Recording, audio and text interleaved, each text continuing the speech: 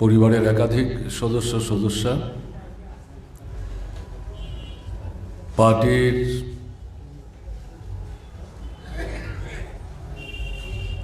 গোমতী জেলা এবং দক্ষিণ জেলার যারা নেতৃত্ব, তাদের মধ্যেও একাধিক সদস্য মঞ্চে আসীন আছেন কেশববাবুর সহযোগী এবং আমার অন্যতম শ্রদ্ধাভাজন শিক্ষকদের অন্যতম আচার্য স্যার এবং আপনারা যারা সমবেত হয়েছেন বয়োজ্যেষ্ঠ শ্রদ্ধাভাজন সমবয়সী অনুজন এবং মা ভাই বোন বন্ধুগণ, আপনাদের সবাইকে এই স্মরণ সভায় সমবেত হওয়ার জন্য আন্তরিকভাবে প্রীতি শুভেচ্ছা অভিনন্দন জানাচ্ছি। কেশব মজুমদারের স্মৃতির প্রতি গভীর শ্রদ্ধা নিবেদন করছি। পরিজনদের প্রতি আন্তরিক সমবেদনা জ্ঞাপন করছি।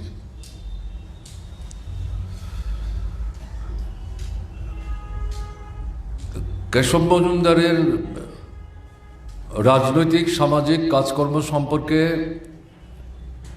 আমার আগে যারাই বলেছেন, বিস্তৃত পরিসরে যার যার অবস্থান থেকে তার অভিজ্ঞতার নিরিখে, মূল্যায়নের নিরিখে বলবার চেষ্টা করেছেন। এ নিয়ে আমি যদি আবার কথা বলার চেষ্টা করি, চর্বিত চর্বণ হবে,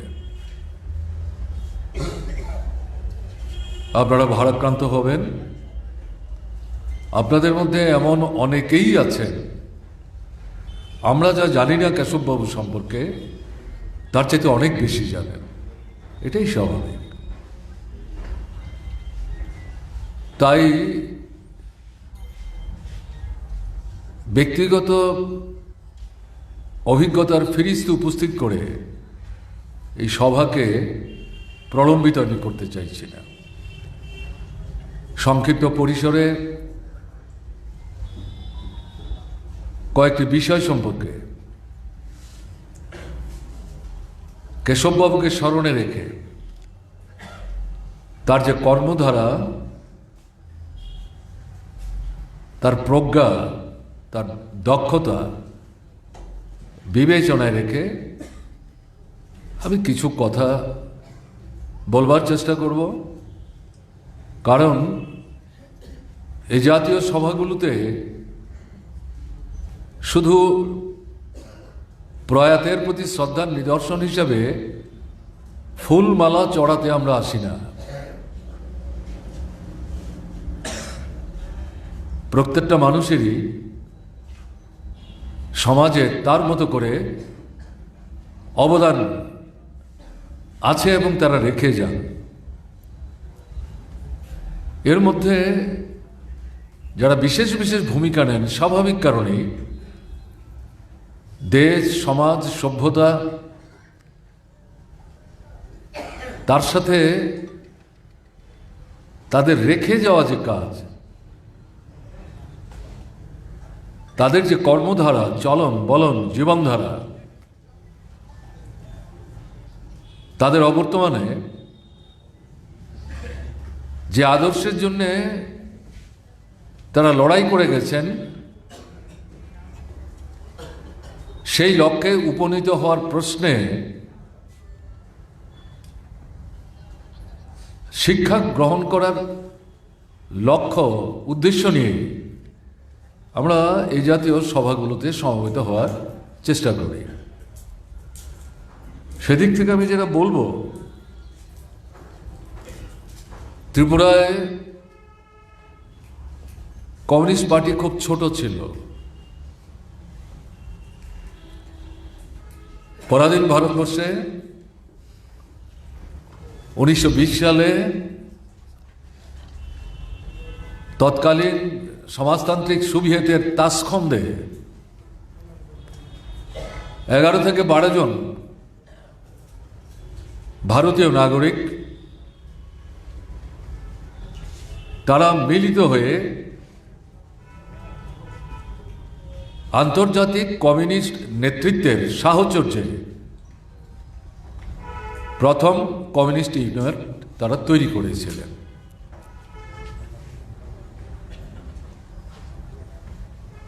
স্বাধীন ভারতবর্ষে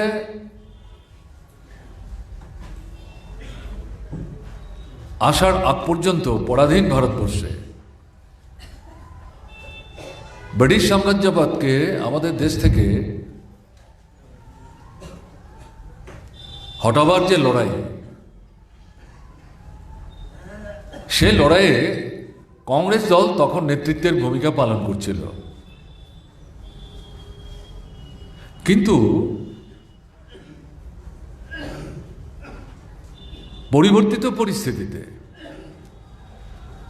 যথার্থ যে স্লোগান, যেটাকে সামনে এনে দীর্ঘস্থায়ী যে লড়াইটা চলছে, এই লড়াইটাকে সুসংহত করে এটা মোক্ষম আঘাত সংঘটিত করার জন্যে যে স্লোগানটা তোলা দরকার, এই স্লোগানটা প্রথম তুলল ছোট্ট পার্টি ইউনিট হলেও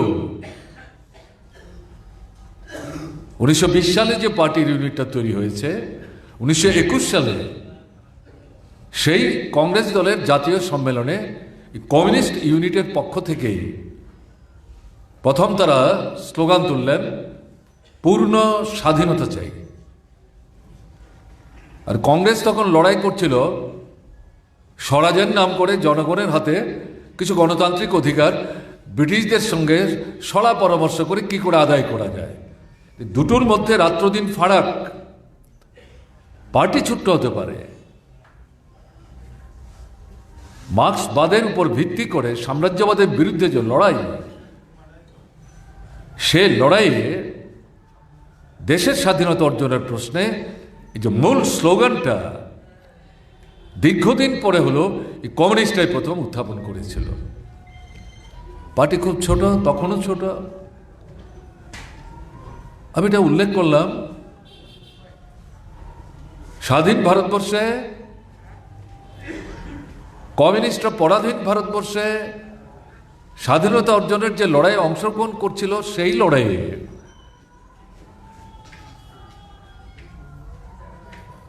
কংগ্রেস যে অর্থনৈতিক বিষয়গুলো ভাবনায় রেখে ব্রিটিশদের কাছ থেকে কিছু সুযোগ সুবিধা আদায়ের চেষ্টা করছিল, সেইগুলোকে কিন্তু কমিউনিস্ট পার্টি উপেক্ষা করেনি। সেগুলোকে গুরুত্ব দিয়েছে, কিন্তু মূল লক্ষ্যটা ছিল সোভিয়েত দেশের সমাজতান্ত্রিক ব্যবস্থার তৎকালীন পরিস্থিতিতে অর্জিত ক্রমে ক্রমে যে অভিজ্ঞতা, সেই অভিজ্ঞতায় সঞ্জীবিত হয়ে শুধু ব্রিটিশ তাড়ালে চলবে না। ভারতবর্ষে এই ধরনের একটা শোষণমুক্ত সমাজ ব্যবস্থা কায়েম করার জন্যে হয়তো এই স্লোগানটাকে প্রথম সামনে আনা যাবে না, এটা গ্রহণ করার মতো অবস্থা, মানসিকতা, চেতনা, সংহত শক্তি তখনও গড়ে ওঠেনি। কিন্তু তার যে অর্থনৈতিক দিকগুলো, এই প্রশ্নগুলিকে সামনে এনে মানুষকে সংগঠিত করে স্বাধীন ভারতবর্ষে যারাই রাষ্ট্র ক্ষমতার ধারক বাহক হবে, তারা যাতে ভূমিকা গ্রহণ করে, এই একটা চেষ্টা কিন্তু কমিউনিস্ট পার্টির ছোট্ট পরিসরেও ছিল। কিন্তু কংগ্রেস সেই ভূমিকা গ্রহণ করল না। তারাই স্বরাজের স্লোগান দিয়েছিল।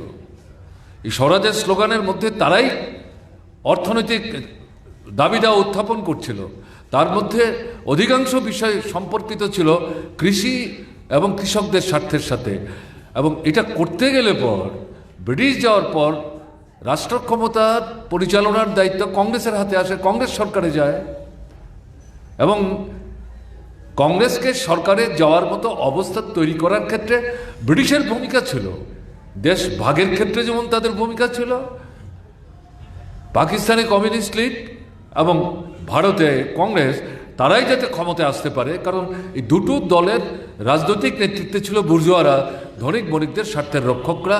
কাজে ব্রিটিশ সাম্রাজ্যবাদ বুঝতে পেরেছিল এদের হাতে যদি রাষ্ট্র ক্ষমতা রেখে আমরা না যাই, তাহলে এই ভারতবর্ষ আরেকটা সোভিয়েত সমাজতান্ত্রিক রাষ্ট্রে পরিণত হতে পারে। এবং এই ভয়টা দেখিয়েই নৌবিদ্রোহকে একদিকে দমন, আরেকদিকে নৌবিদ্রোহের আগুন যাতে সারা ভারতবর্ষে ছড়িয়ে পড়তে না পারে, তার জন্য অবিলম্বে এই বিভাজনের যে স্লোগান ব্রিটিশই তুলিয়েছিল, সেটাকে এই দুই পক্ষের রাজনৈতিক নেতৃত্বকে তারা গ্রহণ করতে বাধ্য করেছিল। তো এই পরিস্থিতিতে স্বাধীনতার পর কমিউনিস্ট পার্টি, তখন একটাই পার্টি, এই কংগ্রেসের নেতৃত্বে আমাদের দেশের যে সরকারটা ক্ষমতাসীন হলো, নানাভাবে তাদের দৃষ্টিতে আনার চেষ্টা করেছে, কিন্তু তারা সেদিকে যাওয়ার পক্ষে না। তারা শ্রেণী সমঝোতার দৃষ্টি নিয়ে একদিকে ভূস্বামী, আরেকদিকে সাম্রাজ্যবাদ এবং রাষ্ট্র ক্ষমতার মূল যে নেতৃত্ব, সেটা বুর্জোয়াদের মধ্যে যারা একচেটিয়া, বড় বুর্জোয়া, বড় ধনী, তাদের নেতৃত্বে চলছিল, তাদের সাথে সমঝোতা করে চলবার চেষ্টা করেছিল। এই পরিস্থিতিতে কমিউনিস্ট পার্টির মধ্যেও কিন্তু তখন একটা লড়াই চলছিল। এর জন্য কি স্বাধীনতা, এ রাজনৈতিক স্বাধীনতা ঠিক আছে, কিন্তু অর্থনৈতিক সুযোগ সুবিধা অধিকার এগুলো কোথায়? এবং এগুলোর জন্য এই যে সরকারটা প্রতিষ্ঠিত হয়েছে, একে ক্ষমতায় রেখে যদি আমরা তাদের সামনে দাঁড়িয়ে হাত পসরাবার চেষ্টা করি, আমাদের সমস্যার কিন্তু সমাধান হবে না, অর্থনৈতিক স্বাধীনতা কিন্তু অর্জিত হবে না। তাহলে কি করতে হবে? এর বিরুদ্ধে লড়াইয়ের জন্য কমিউনিস্ট পার্টিকে কার্যকরী ভূমিকা গ্রহণ করতে হবে। সেই যে সময়, সেই সময় ত্রিপুরার পার্টি কতটুকু, খুব ছোট্ট পার্টি, অবিভক্ত ভারত, কুমিল্লা একটা পার্টির ইউনিট, তখন বাংলা ভাগ হয়নি। এখন যেটাকে আমরা পশ্চিমবাংলা বলি, সেখান থেকে কুমিল্লা পার্টি ইউনিট তৈরি হয়। সেই ইউনিটে ত্রিপুরার কয়েকজন কমিউনিস্ট আন্দোলনে আকৃষ্ট, তারা তার সদস্য, তার মধ্যে অন্যতম ছিলেন বীরেন দত্ত।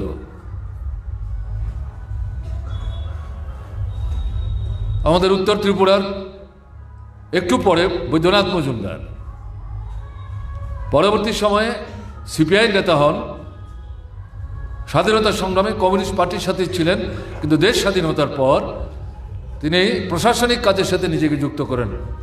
সেন, এরকম অল্প কয়েকজন। পার্টি খুব ছোট। এখানে এই যে মতাদর্শের লড়াইটা শুরু হলো স্বাধীন ভারতবর্ষের কমিউনিস্ট আন্দোলনের মধ্যে, সেই বার্তা ত্রিপুরাতেও কিন্তু আসলো। ত্রিপুরার কমিউনিস্ট পার্টির মধ্যেও কিন্তু তখন এই লড়াইটা চলছে। আমাদের এই যে উদয়পুরে দাঁড়িয়ে আজকে কথা বলছি, উদয়পুরে তখন কমিউনিস্ট পার্টির নেতা একদিকে হচ্ছেন নরেশ ঘোষ, আরেকদিকে সুনীল দাস, একসাথেই কাজ করেন। নরেশ দার পরিচিতি অনেক বেশি ছিল, সুনীল দাসের পরিচিতি কম ছিল মনে করার কারণ নেই।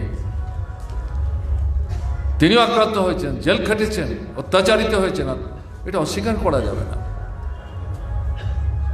কিন্তু 1964 সালে যখন পার্টি ভাগ হলো, ভারতের কমিউনিস্ট পার্টি মার্ক্সবাদী তৈরি হলো, তার থেকে পুরনো কমিউনিস্ট পার্টি সিপিআই আলাদা হয়ে তার আর একটা কর্মসূচি নিল, যাদের কর্মসূচির সাথে ভারতের কমিউনিস্ট পার্টি মার্ক্সবাদী 64 সালে যে কর্মসূচি নিল, তার আকাশ পাতাল পার্থক্য। রাষ্ট্রের যে শ্রেণী চরিত্র, তার মূল্যায়নে রাত্রদিন ফারাক। শ্রেণী চরিত্রের মূল্যায়ন যদি ভুল হয়, তাহলে বিপ্লবী সংগ্রামের স্লোগান, তার পর্যায়, এটা ভুল হতে বাধ্য। কিন্তু এই পরিস্থিতিতে সিপিআই তারা তাদের মতো করে কর্মসূচি তৈরি করলো।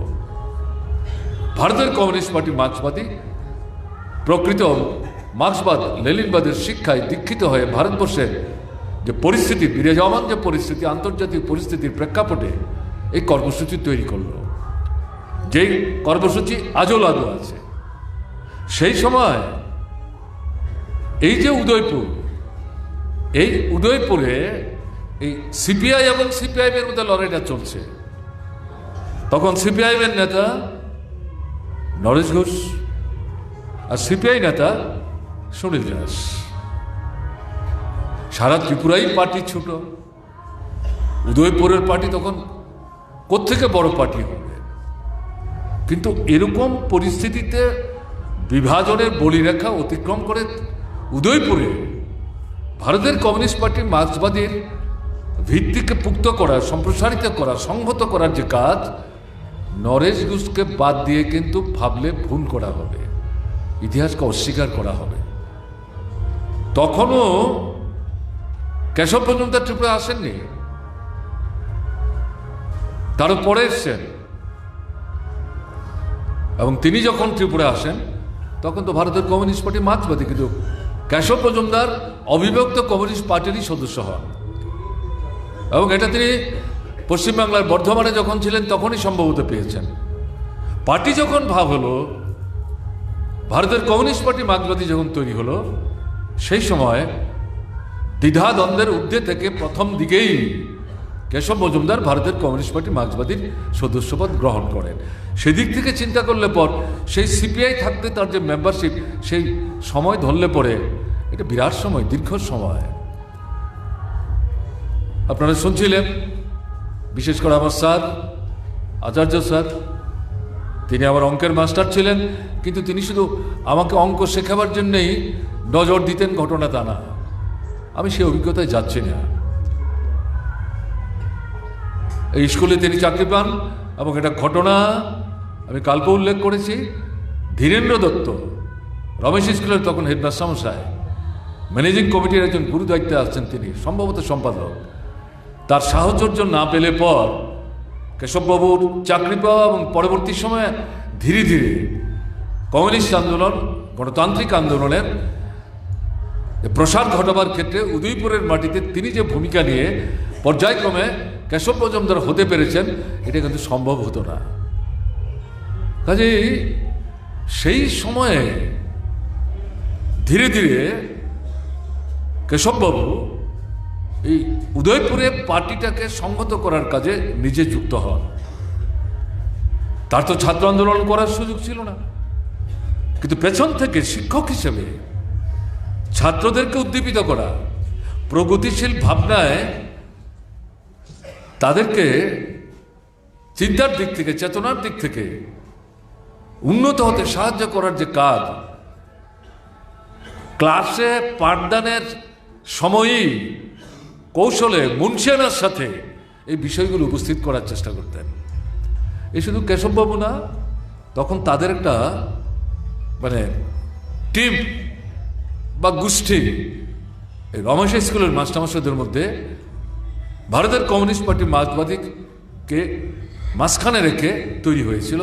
তার মধ্যে আচার্য স্যারও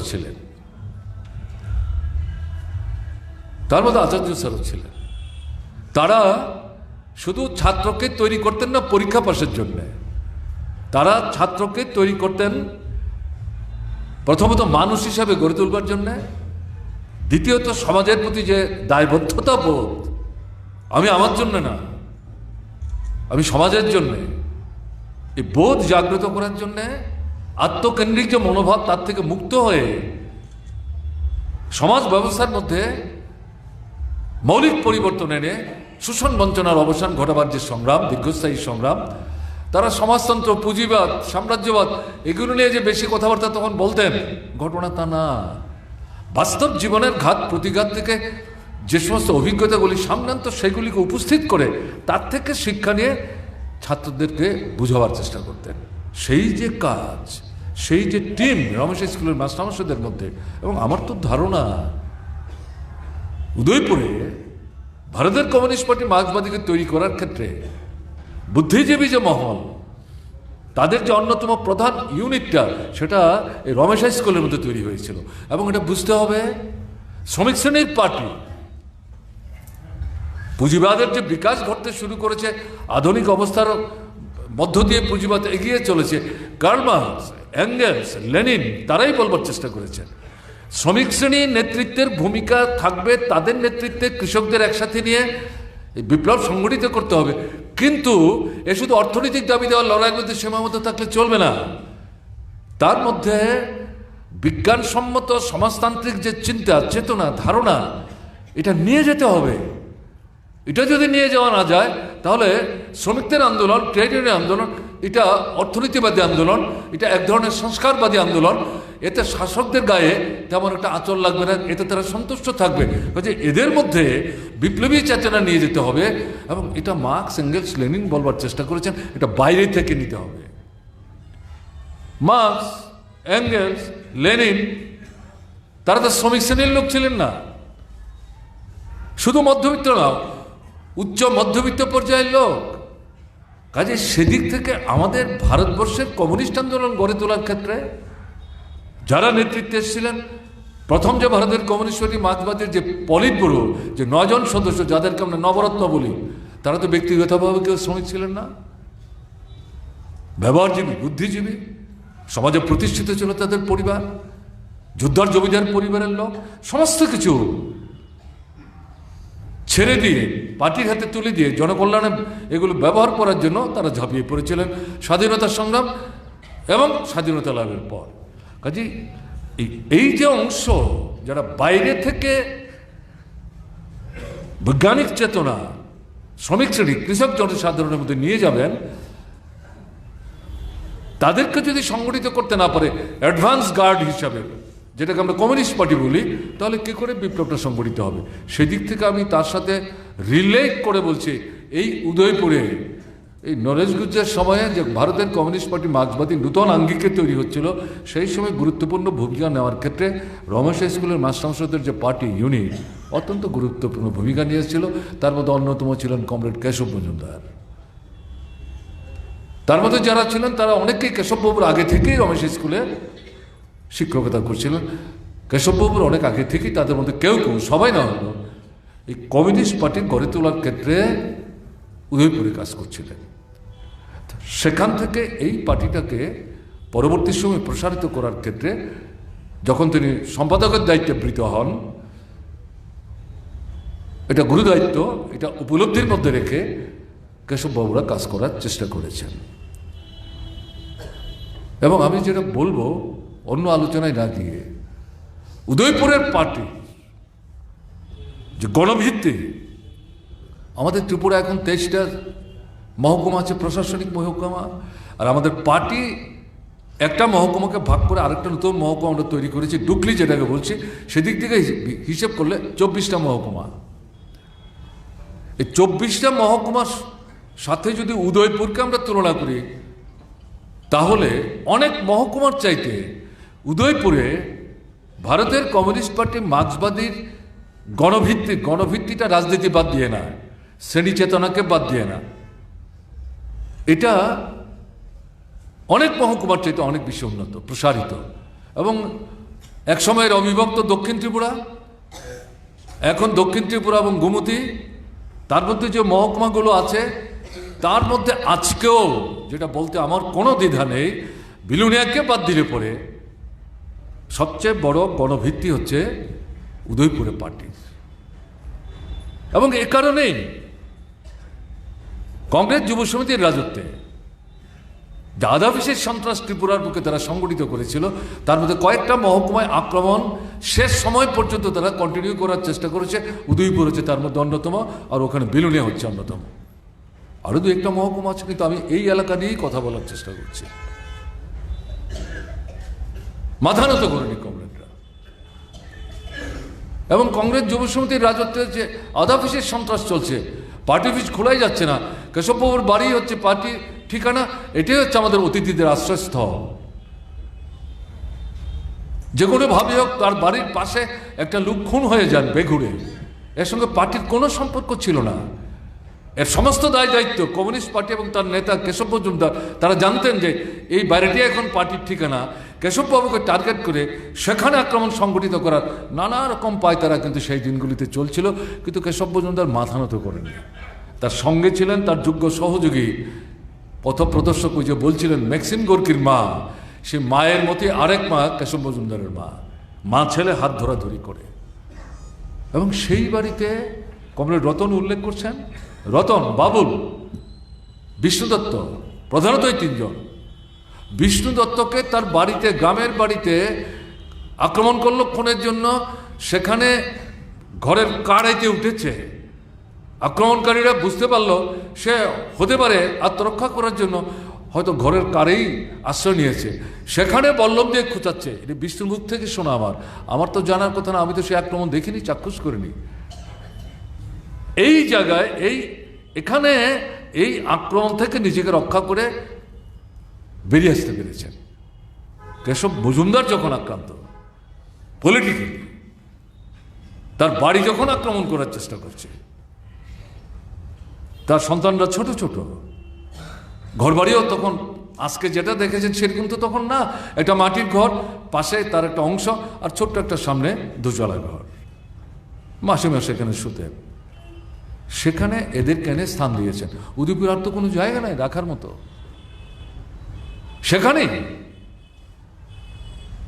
এক সময় মাসিমাই রান্নাবান্না করে খাওয়াতেন। আমাদের এই কমরেডদের উপলব্ধির মধ্যে আসলে এটা মাসিমার উপর চাপ পড়ে যাচ্ছে।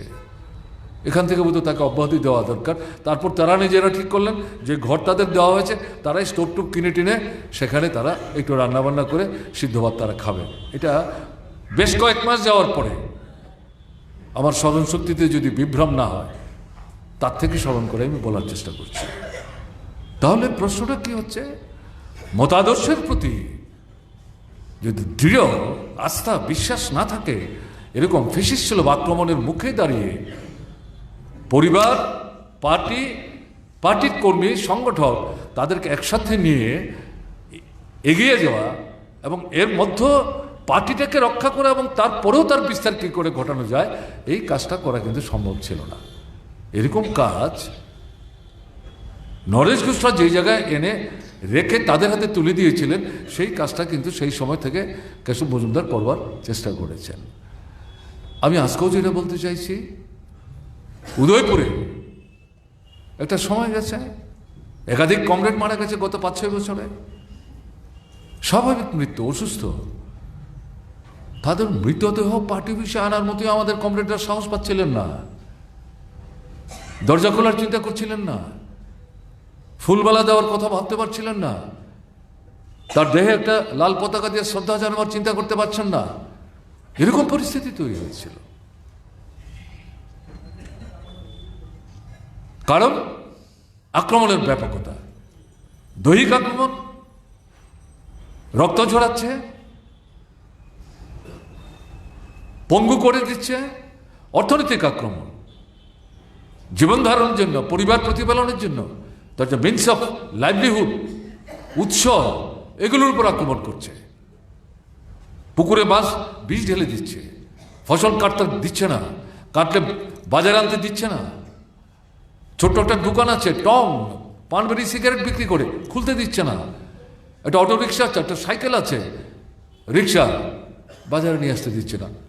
কি করতে হবে? পদত্যাগ করতে হবে, তাদের ঝান্ডা হাতে নিতে হবে। শুনছিলেন কমরেড জিনেন চৌধুরী বলবার চেষ্টা করেছেন যে এই যে ভারতের কমিউনিস্ট পার্টি মার্ক্সবাদী 6টা-7টা সরকার চালালো, প্রধান দল কংগ্রেস, বিজেপি তখন ছোট্ট হলো, ছিল, কোন দল বলতে পারবে বিরোধী দল হিসেবে তাদের গণতান্ত্রিক কর্মধারার মধ্যে কোন রকম বাধা সৃষ্টি করেছে? কেউ বলতে পারবে না। তা এখন এই জায়গাতে এটা ঠিক সেই সময় যেমন আক্রমণ ছিল, এখনো আছে। আমি কথাটা বলছি এই কারণে, নিজেদের উপর তো আত্মবিশ্বাস রাখতে হবে। কেশব মজুমদাররা যে আত্মবিশ্বাস, দৃঢ়তা, বলিষ্ঠতা নিয়ে সমস্ত প্রতিকূলতাকে মোকাবেলা করে সামনের সারিতে দাঁড়িয়ে কমরেডদের অনুপ্রাণিত করার চেষ্টা করেছেন, ঝুঁকি নিয়েছেন।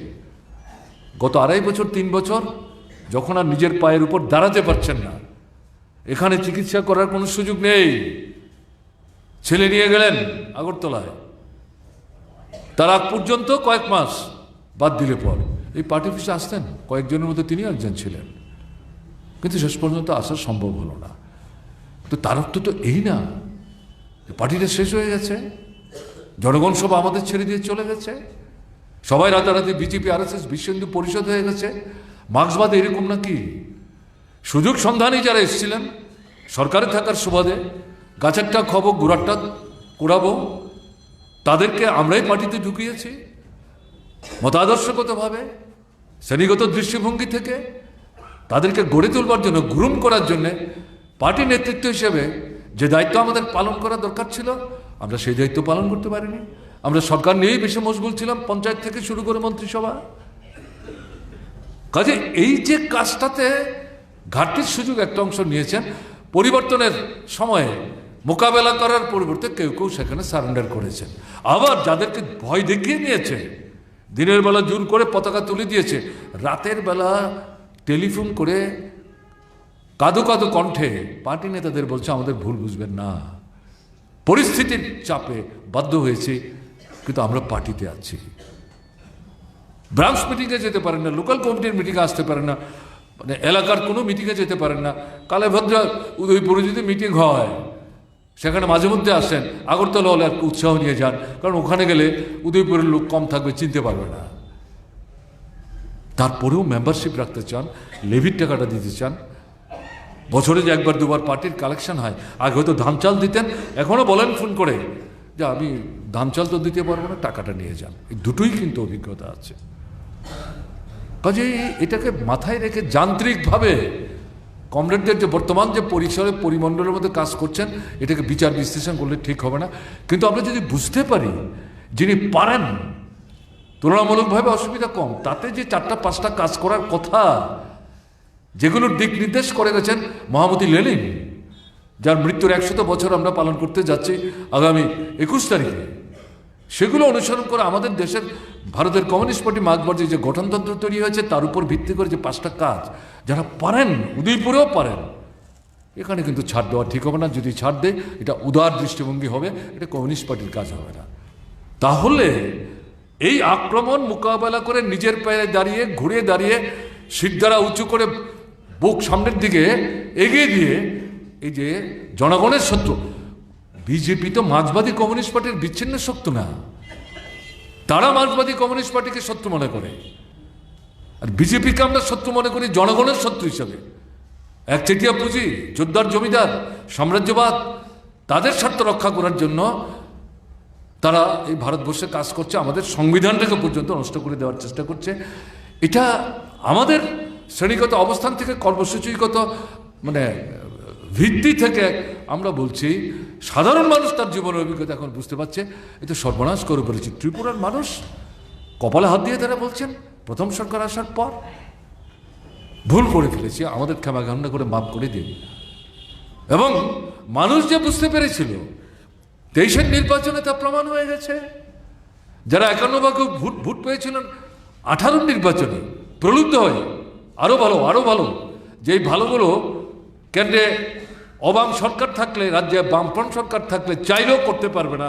তারা বলছে আমরা দিল্লিতে আছি, এখানে যদি আমাদের আনতে পারেন, 2 সরকার মিলে ডাবল ইঞ্জিনের সরকার, আমরা সব করে দেব।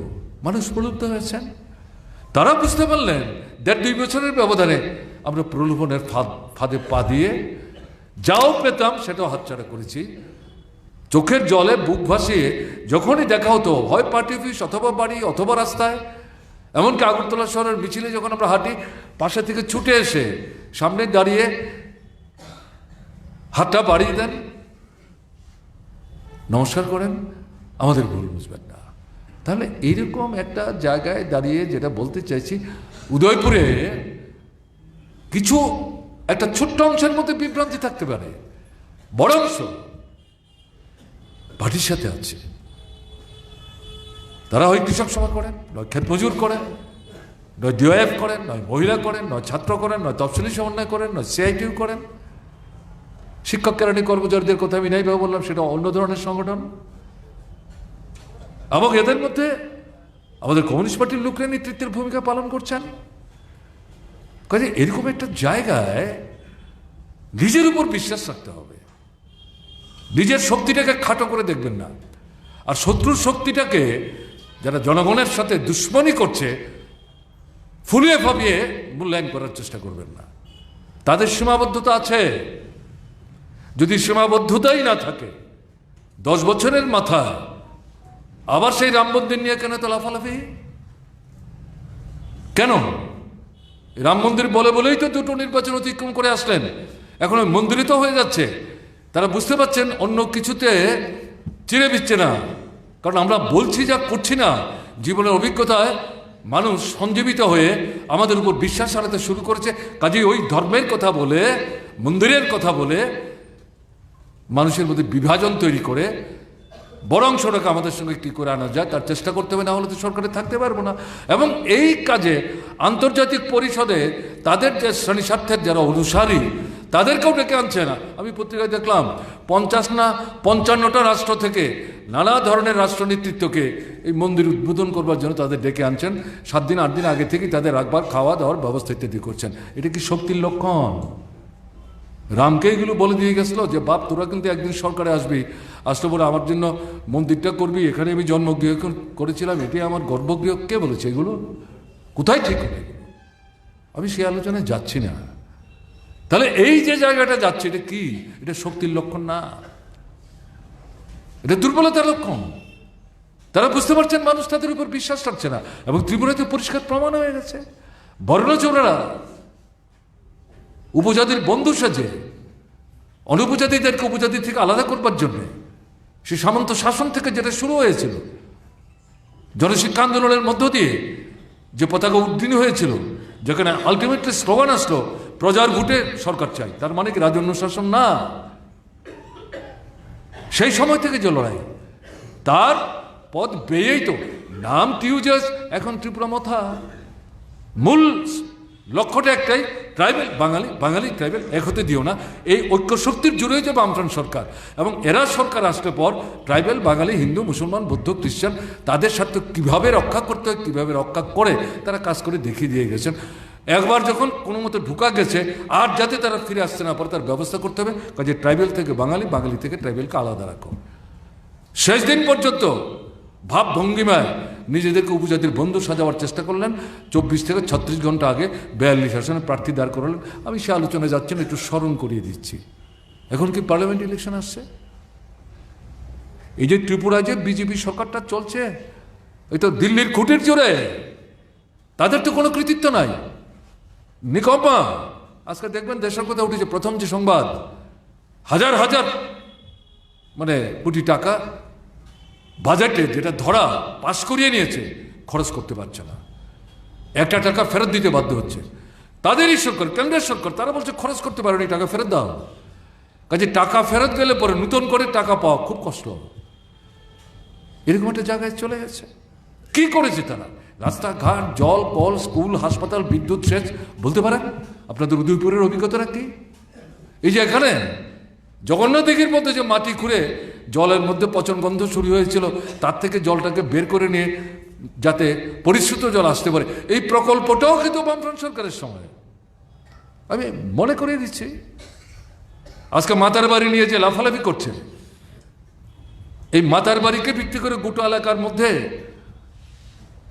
যে একটা ধর্মীয় সামাজিক পরিমণ্ডল তৈরি করে আন্তর্জাতিক এবং আমাদের দেশের যারা ধর্মকে ভিত্তি করে ঘোরাফেরা করেন, শ্রদ্ধা জানাতে যান, এটা মাথায় রেখে এই উদয়পুরের পার্টি নেতৃত্বের সঙ্গে কথা বলে আমাদের চতুর্থ পঞ্চম বামফ্রন্ট সরকারের সময়ে এখানে এক প্রকল্প আমরা হাতে নিয়েছিলাম। এখন তারা কী করলেন?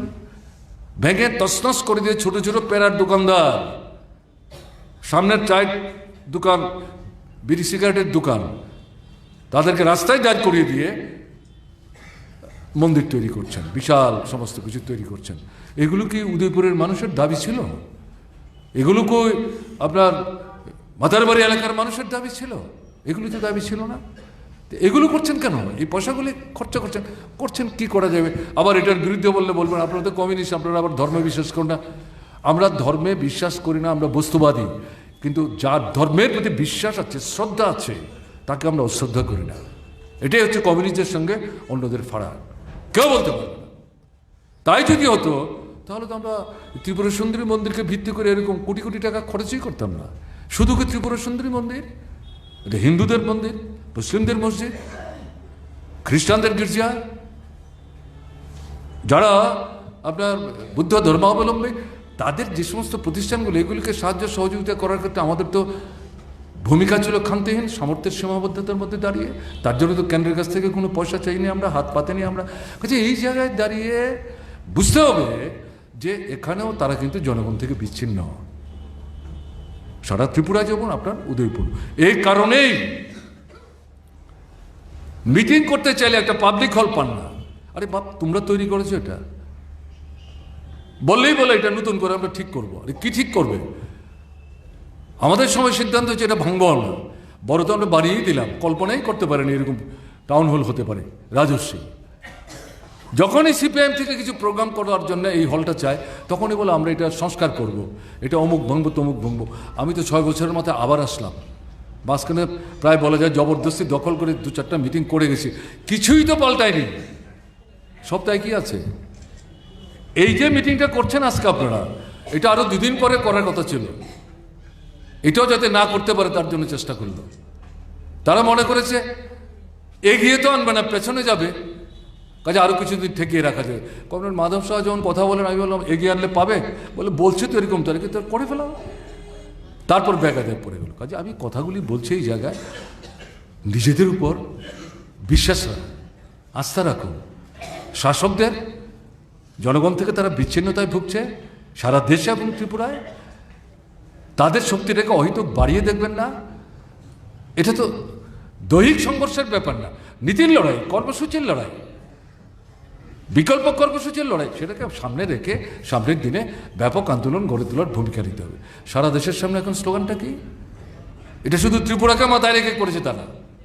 24-এর নির্বাচনে জনগণ থেকে বিজেপিকে বিচ্ছিন্ন করতে হবে এবং রাজনৈতিক লড়াইয়ে পরাস্ত করতে হবে, তাদেরকে সরকার আসতে দেওয়া যাবে না।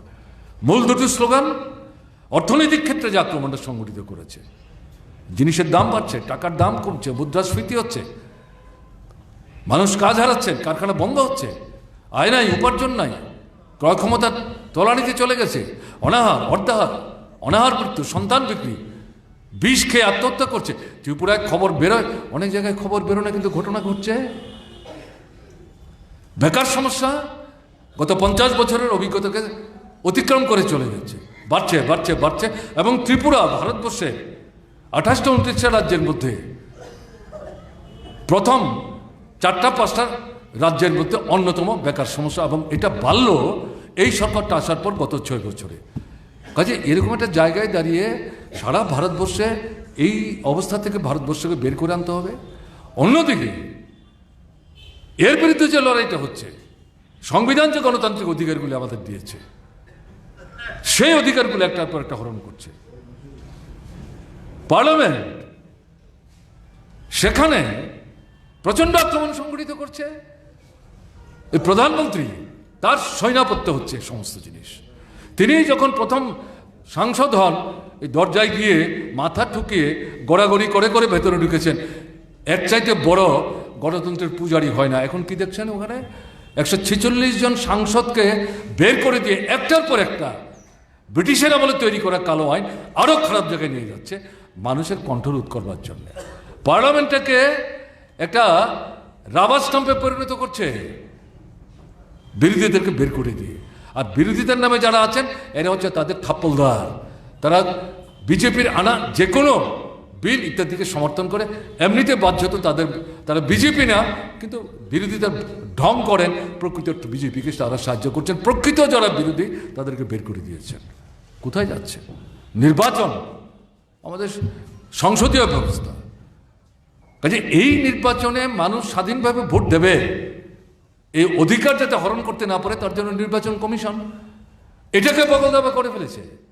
প্রধানমন্ত্রী চিফ জাস্টিসকে বাদ দিয়ে তার মন্ত্রিসভার একজন সদস্য তিনি ঢুকাবেন তার পছন্দের, আর একজন থাকবেন সংসদের বিরোধী দলের নেতা। 3 জন, সংখ্যাগরিষ্ঠ কয়জন? 2 জন। যে কোনো সিদ্ধান্ত আপনার ইলেকশন কমিশনের চিফ হবেন, বাকি মেম্বার কে হবেন, এরা ঠিক করে তালিকা তৈরি করে পাঠাবেন। তাহলে কারা হবেন সেখানে? আরএসএস বিজেপির মানে পছন্দের লোক, তার মানে একটা বগল দাবা করে ফেললো। আপনাদের অভিজ্ঞতা কি? এমনকি 28-এর যে বিধানসভা নির্বাচন, এই উদয়পুরে 4টা বিধানসভা কেন্দ্রে আপনারা ঠিক মতো ভোট দিতে পেরেছেন। আমি আগের কথাগুলি নাইবে বললাম। অভিজ্ঞতা থেকে বুঝতে হবে সারা ভারতবর্ষটাকে এইভাবে গ্রাস করার চেষ্টা করছে বিচার ব্যবস্থা। আর যখন কোথাও মানুষ কোনো বিচার পাচ্ছে না, শেষ জায়গা কোর্টে যাচ্ছে, এবং যেতে যেতে সুপ্রিম কোর্ট। কারা বিচারক হবে? রাজ্যের উচ্চ আদালত থেকে কাদেরকে সুপ্রিম কোর্টে নিয়ে যাওয়া হবে, এবং উচ্চ আদালতের চিফ জাস্টিস কে হবেন? এই পরিস্থিতি থেকে বেরিয়ে আসতে হবে, গণতন্ত্রকে পুনরুদ্ধার করতে হবে, পুনঃস্থাপিত করতে হবে আরো উন্নত পর্যায়ে। এই দুটোকে একসাথে রেখে 28টা রাজনৈতিক দল একটা জায়গায় এসছে বহু চেষ্টার পর। এই 28টা এক জায়গায় থাকতেও পারে, নাও থাকতে পারে, আবার বাড়তেও পারে, কমতেও পারে। এ নিয়ে মাথা ঘামানোর দরকার নেই, চুল ছেঁড়ার দরকার নেই। যারা থাকবে না, জনগণের কাছে গিয়ে তাদের কৈফিয়ত দিতে হবে। কেন আসলে? প্রথম গেলে এখন চলে আসলে কেন? 2টো আসন কম পেয়েছে তার জন্য। এটা কিরকম কথা হলো? বিজেপিকেই তো হারাতে হবে, এটা হচ্ছে প্রথম কথা। তাহলে এই সমস্ত প্রশ্ন কেন? এই প্রশ্ন তাদেরই উত্তর দিতে হবে। তাদের হয়ে আমরা কেন উত্তর দিতে যাব? যদি এরকম কেউ করে, নতুন দল আসার সম্ভাবনা উড়িয়ে দেওয়া যাবে না। কাজে এই পরিস্থিতিতে দাঁড়িয়ে তারা অগ্রসর হওয়ার চেষ্টা করছে। ভেতর থেকে এখনই গোলমাল বাঁধাবার চেষ্টা করছে তৃণমূল। এই ভদ্রমহিলা মমতা ব্যানার্জি দল গঠন করার পর থেকে কংগ্রেসকে সাহায্য করার জন্য, এবং এখন বিজেপিকে সাহায্য করার জন্য, কমিউনিস্টরা, বামপন্থীরা যাতে ত্রিপুরা সরকারে থাকতে না পারে, আসতে না পারে, বারবারই তিনি প্রার্থী দাঁড় করাচ্ছেন। আর সমস্ত নির্বাচনে তার প্রার্থীর জামানত জব্দ হচ্ছে। গত বিধানসভা নির্বাচনে জামানত জব্দ হয়েছে।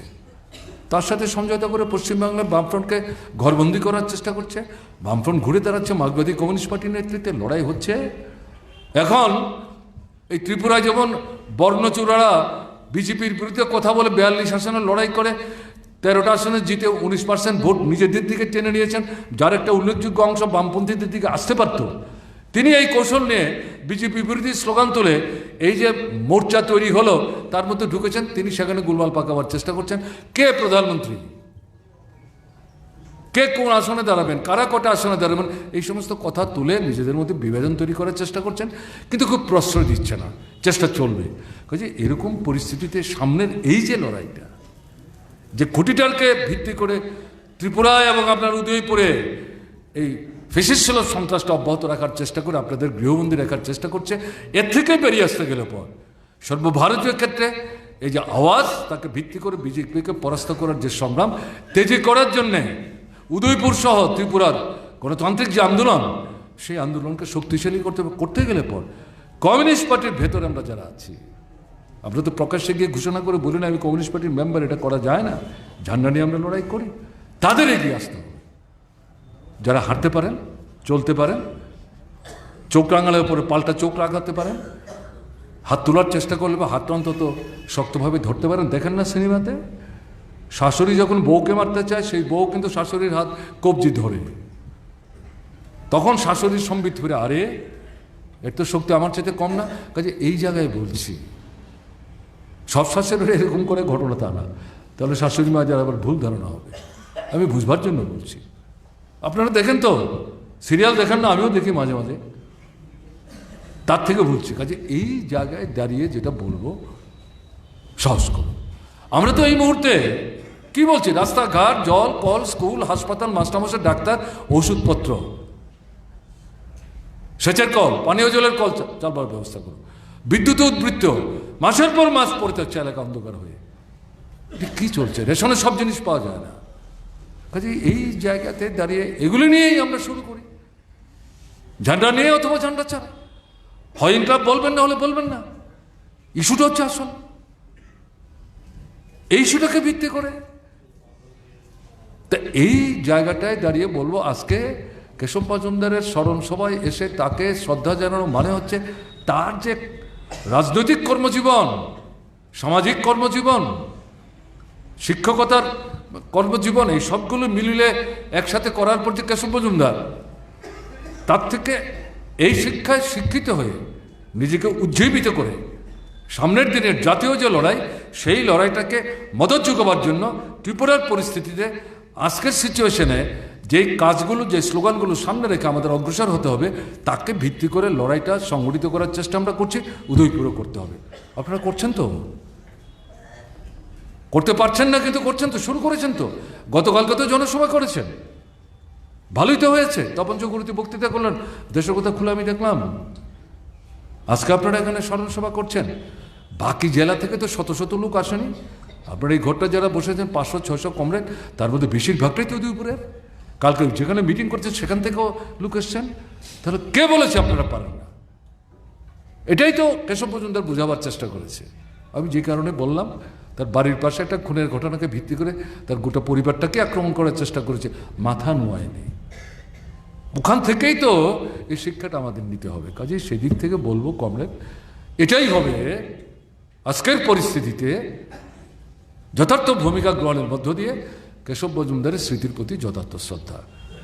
আমার দৃঢ় বিশ্বাস আজকে যেভাবে আপনারা সমবেত হয়েছেন তার উপর ভিত্তি করে যারা উদয়পুরের, তারা তো নিশ্চয়ই বাকি মহকুমাগুলো থেকে, জেলা থেকে যে কমরেড ড্যাশের নেতৃত্বকে আমি দেখছি, চেহারা দেখছি আমার চোখের সামনে, তাদের কাছে অনুরোধ থাকবে এই বার্তাই, কেশব মজুমদার তো শুধু উদয়পুরের নেতা না, ত্রিপুরারই নেতা ছিলেন।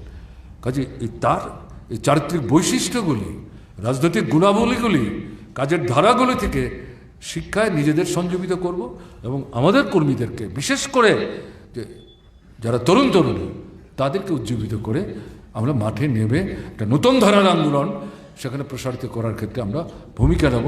এই চেতনায় যার যার মহকুমাতে আপনাদের কিন্তু উদ্যোগ গ্রহণ করতে হবে।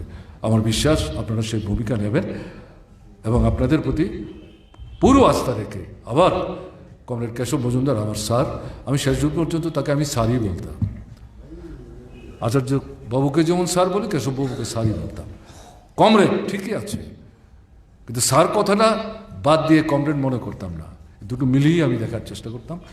তার স্মৃতির প্রতি শ্রদ্ধা জানাচ্ছি এবং তার পরিবার পরিজনদের প্রতি আরেকবার আন্তরিক সমবেদনা জানিয়ে আপনারা আজ এই কয়েক ঘন্টা একসাথে উপস্থিত হয়ে এই সভা পরিচালনায় উদ্যোক্তাদের সাহায্য করলেন, আমাকেও কথা বলতে দিলেন, আপনাদের সকলের প্রতি কৃতজ্ঞতা প্রকাশ করে আমি আমার বলা শেষ করছি। ভালো থাকবেন, আমার নমস্কার নেবেন।